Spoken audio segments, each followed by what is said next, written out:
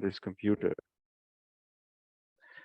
Okay, so this is session number 4 with examples of algorithmic problems. Just to remind you that I made one session which was overview of algorithms, and then I started going through examples. And this session and next session will be the last one, I guess. And I piled a lot of examples today. I will start with the first one. Actually, this is the repetition of one of the problems I was describing on the previous one, on the previous session. So this is how you find kth largest number in the array, right? I just want to go a little bit deeper in the solution. So the simple solution, you go through array k times, right? So first you go through array and you find the maximum. Then you remove the maximum, then you go again and find some other number, and so on, so on.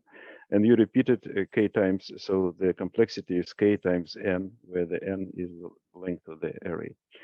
Another simple approach, of course, you just sort the array, and then you return the k top values in the sorted array. Sorting is usually n log n complexity, so that's what will be the solution. Next, you build a max heap and then do k pop operations from this heap. And heap, I want to remind, it looks like a tree, but it's not a regular binary search tree. It's a tree where, for example, it's a max heap. So the maximum is on the top, and then it has 2 children, and the children are always smaller than the parent. So this is the only rule. So building the heap from array has a linear complexity, but then when you pop something from the top, then one of the children take place of the parent, and then their children take place of them, and so you go down the tree. So you have complexity of log n, and then you repeat operation k times. So this is the overall complexity of this algorithm. And the one which I recommended is the partitioning method, but I haven't actually explained how it works. And it's based on quicksort. So let me explain a little bit quicksort. And quicksort is very, very simple algorithm. So suppose we have array of numbers, and they are presented on the top. And so we select one of the numbers, and let's say it's 8. And then we put all numbers which are less than 8 to the left, and all numbers which are more than 8 to the right. So if we do that, we get this array on the second row, and 8 will be already in its correct place. So if we sort array completely, then this is the place where 8 will be, because all smaller are to the left, all larger to the right. Then what you do in each of those parts, you do the same. You randomly select one of the members, and then you swap elements around it. So in this case, we select 6, and then we swap so that 1 and 2, they're smaller than 6, they go to the left, and 7, which is bigger, goes to the right. And then you recursively do the same with all the portions. So this is a recursive algorithm. And after you build this tree, you can then like merge things. So 1 and 2 merge, and then you merge with 6 and 7, and then merge in this, and eventually you get a sorted array. So this is kind of partitioning based on like pivot points, which you select randomly, right? Very simple algorithm, very simple to understand.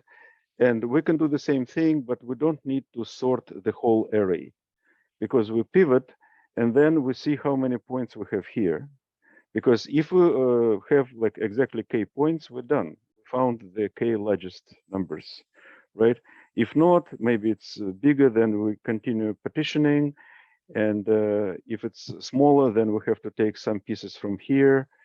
So we calculate how many, and we take them from here, add to this. So that's the algorithm. It's kind of partial sorting, and we end as soon as we have the k largest numbers. So the actual algorithm is presented here again. And again, I will not go like through nitty-gritty of the algorithm, but you basically see the two parts. One is partitioning, which is taking the number and moving pieces left and right, whether they're smaller or bigger, and then the other one which selects their k largest values. I really recommend to allocate some time after the presentation and go through these algorithms yourself slowly. Okay, substring search algorithms. There are multiple algorithms available. There are multiple videos on YouTube which describe how they work. So what are we doing? We have a string. So let's say, for example, this is a string, and we have some pattern, and we want to find where this pattern is located inside the string, and return where it is located, or return error if we cannot locate it, right? So if m is the length of text and n is the length of the pattern we're searching for, and suppose brute force search. So we start from beginning and we try to match it. Well, it doesn't match. So we see like here it's X and here's D. So, okay, on the first index, it doesn't match. So we move one index and then we repeat the match and try. So the complexity will be number of starting positions times the length of the pattern, right? So this will be the time complexity of the brute search. There are a series of other methods where you look at the beginnings and you look at kind of suffixes, and they're a little bit different, and I will not go into details. Again, I provide some links which you can follow. So it's a KMP, which is Knuth-Morris-Pratt algorithm, or Z algorithm, or some others. And you see the characteristic time complexity is much better. It's m plus n in all these algorithms. And so here's another one called Rabin-Karp. Compare rolling hash to pattern hash. So they used routinely detecting plagiarism. So given a source material, so let's say it's your article, and then algorithm can rapidly go through text and find sentences from source material, right? By building hashing and comparing them. Okay, yet another m plus n algorithm, Boyer-Moore, 1977, contains ends of the strings. And again, I told you this algorithm, the prefixes and suffixes, they're kind of similar a little bit. Yet another called Aho-Karasik algorithm, 75, a dictionary matching algorithm. It was used in original Unix fgrep. Constructs a finite state machine that resembles a tree and with additional links between the various internal nodes. And of course, the famous finite state automation, which is a Thomson NFA, which is used in Unix, like it was used in original awk and grep and Google RE2. I had separate presentation somewhere about it, but I just wanted to include it just to remind you that regular expressions may be not using backtracking, and this is what Thomson, and I'm talking about Ken Thomson, the original creator of Unix, and that's what he invented and wrote an article about it, and it was part of the original algorithms. And also the algorithms using backtracking, and the most famous is regular expressions in Perl. And what you see, what's happening, like for example, if you have this regular expression, and if you match it with Thomson, and as you increase the length of the pattern, not the pattern, length of the string, it grows, well, almost linearly, and it's still in microseconds. Whereas in with backtracking, it starts growing very fast, and it goes. You see here, it's seconds, tens of seconds. So for 100 character string, Thomson, 200 microseconds. Perl will require 10 to 15th power years. So it's it becomes very long calculation, very slow. And you see some languages using the same algorithm with backtracking. So you have to be careful depending. Of course, this is like a unique regular expression, but I've seen things happen with regular expression. Sometimes it becomes very slow, so you have to be careful. And the way Thomson algorithm constructed is that it never backtracks. It always goes forward as he goes through all possible variations of the pattern. Again, there is his original article, which you can read, and I highly recommend. I had this article by Russ Cox, which describes how things work in detail. It's very eye-opening. I highly recommend to look at that. Okay, longest palindromic substring. So palindrome is a symmetric string which reads the same backward and forward, like for example, civic, radar, level, rotor, and so on. If you go through a given string and test each character as possible center of the palindrome, you can easily derive a solution of complexity n squared. Just think about it. You go to some position in the string, and then you start going from this position left and right. And if you get a palindrome, good. If you don't, then you just go to the next position and try the same thing. So the complexity is approximately big O of n squared. But there is an algorithm by Monacher, not sure how to say it. And he invented algorithm which actually works in linear time. Okay, it described in many places in detail, and this is the pseudocode on exactly how it works. And it has some clever ideas in it. Like, for example, when you start with a string, you don't know, like the palindrome can have two characters in the middle, or it may have one character in the middle, like here. So to avoid these two situations, it starts by inserting bogus character between all the characters in the string, and then you in the middle will be only one character, right? And so whatever. Again, I will not go through the algorithm. Several times I went through it, understood how it works, and then forgot how it works. But it's available. You can copy paste and use it. Okay, a longest palindromic substring using hash of duplicates.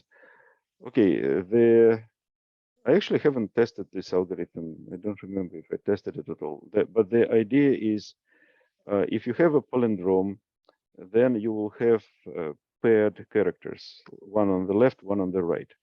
So what we're going through the string, and we add positions of characters into a hash. And some of them will be more than once. So that means there is a pair, and some of them will be only one. And then we do the second part, but now we go pass through the dictionary, and we're interested in finding, let's say, a pair of two characters. And what you have in hash, why I'm doing this C? C is a key. This is wrong. Okay, this is simply wrong. I have to redo this code. Sorry. So this is wrong. You have left character and right character. You need to find position in the middle, and then see if it may be the center of the palindrome. Okay, so this is I have to fix that. Okay, shortest palindrome.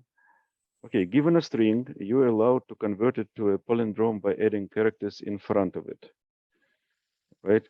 Find and return the shortest palindrome you can find by performing this transformation. So here we have AAC whatever, and then we added one A, and we get AACEC AA. So it is a palindrome, right? And we made it by just adding one character to it. Okay, on the right, there are several solutions. It may be useful to explore other solutions using different algorithms if you want to. So the first one is interesting because this is the fastest one, 60 milliseconds. And it's actually brute force, and it's using S starts with.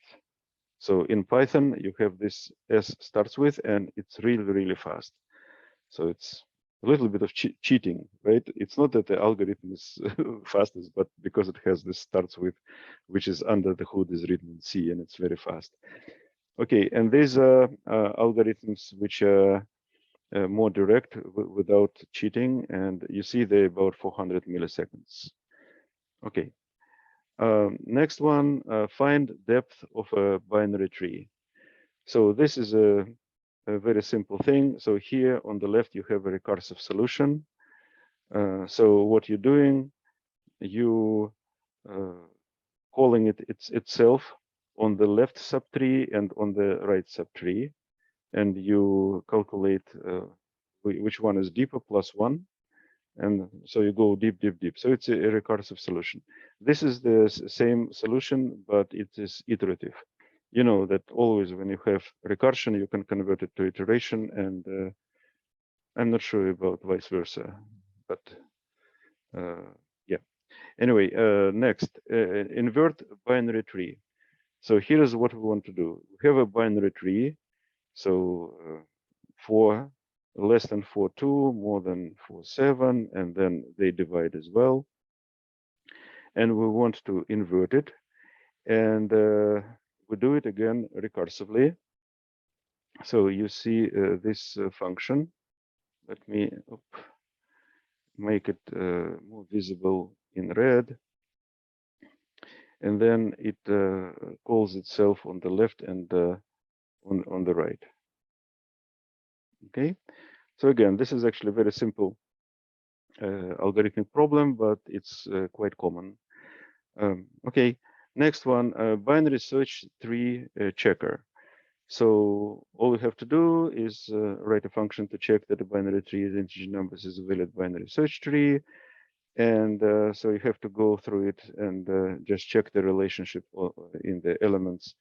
So here we have a class for the individual node. And here we have the function which actually checks the tree, right? And well, it's simple enough. And again, it is recursive as you can see. So let me show that it is recursively calling itself. And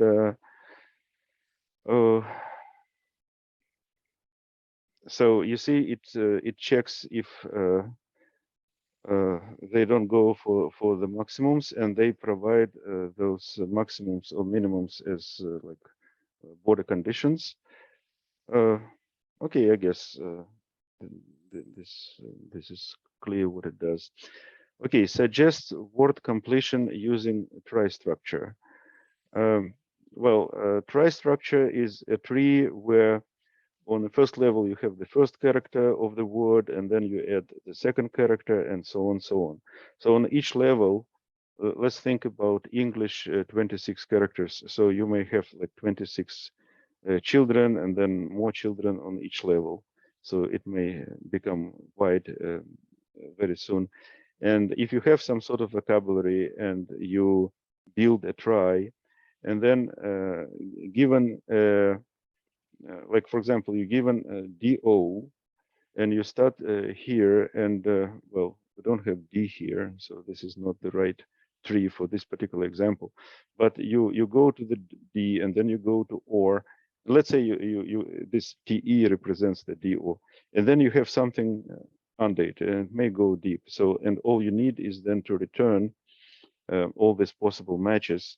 In fact, what you need to find the final words, because intermediate, they don't count. You need full words. So you go to the end. Well, here the end is T is a full word, or TED or 10 or whatever. And so it's very easy. Given the beginning, you find and give all the children below this particular node, and you return it as like completion suggestions. So this is how it is actually implemented. Okay, next is Wardle. Oh gosh, people were crazy about this game, and a lot of videos which describing how to play it, what the strategies, how you program it in Python using information theory, and so on. I really recommend to watch this video, solving Wardle using information theory. and then he provided second video with some improvement. Yeah, this is really cool. So this particular game was invented by Josh Wardle, and he then sold it to New York Times, and they publish it ever since, and people play with it. So the way it works, you given 5 positions, and you need to guess the word, and you don't know what the word is. So you make a guess. So you provide a 5-character guess, and then the system responds by providing background color. So if you guess wrong, then a letter in the word is green if your guess for that letter is in the position is right. A yellow means that it's present but in a different position, and gray if the letter is not in the word at all. So for example, this ROWN, they're not, and C is somewhere in the word but on a different position, and in fact here it is in the final. So you make a guess, and then you make another guess and another guess, and eventually, like 1, 2, 3, 4, 5 steps, you found the solution. So the question is, well, how you optimize the guessing, and you have a list of words, you have a dictionary. Some words are more often used than others. Some characters are more often used than others. So there's a whole set of different statistical data which you can use to optimize it. And in this video, he goes through different ways of calculation and optimization. And he found that actually the best word to start with, like you're guessing, is Saleh. Who knew? Or maybe you can try trace or create. I mean, they're close. I highly recommend to watch it. It's very interesting, like how you program the solver. You can search on GitHub. There are multiple solutions people provide. Okay, this is Wardle. Cycle in linked list. This is a very common problem. This is a famous problem. So suppose you have a linked list and it has a cycle in it, or maybe it doesn't. So how you find if the list has a cycle? And the solution is rabbit and turtle. So you create 2 variables. One is doing 1 step at a time, and another is doing 2 steps at a time. So it jumps. And if there is no cycle, then the jumping one will reach the end pretty fast. And they will never met. But if there is a cycle, then eventually what will happen, the rabbit will catch up with the turtle. And so you can just put some limit, I don't know, some crazy limit, 10,000, how many steps you do before you stop. And the stopping will be either that turtle and rabbit met on the same node, or that rabbit reached the end. And then you know whether there is a cycle inside or not. So here is the implementation using linked list and rabbit and turtle. Okay, next one, find a rotation point in an array. And another related one is a single riffle shuffle. Okay, so given a rotated array of words, find rotation point. In this case, is the index of AA. You see there is A, B, C, D, and then M, N, O, P, Q. They're supposed to be to the right? If we look alphabetically, which ones are bigger, which ones are smaller. So you need to find this rotation point. And the solution is using a binary search and comparing them with array of this. So if you're doing binary search, at some point you can find something which is smaller than the beginning, and then you know, okay, when you find this one, that will be the rotation point. Okay, so this is this binary search algorithm implemented. Okay, and the single riffle shuffle. Write a function to tell us if a deck of cards is a simple riffle or of 2 other halves, half 1 and half 2. Okay, so it's kind of related, and for card and shuffle deck. If we still have cards and have one, and the top card and have one is the same as the top card and shuffle deck. Okay. I don't remember exactly what's going on here, but seems to be simple enough. Okay, I want to finish on this, and let me stop the recording.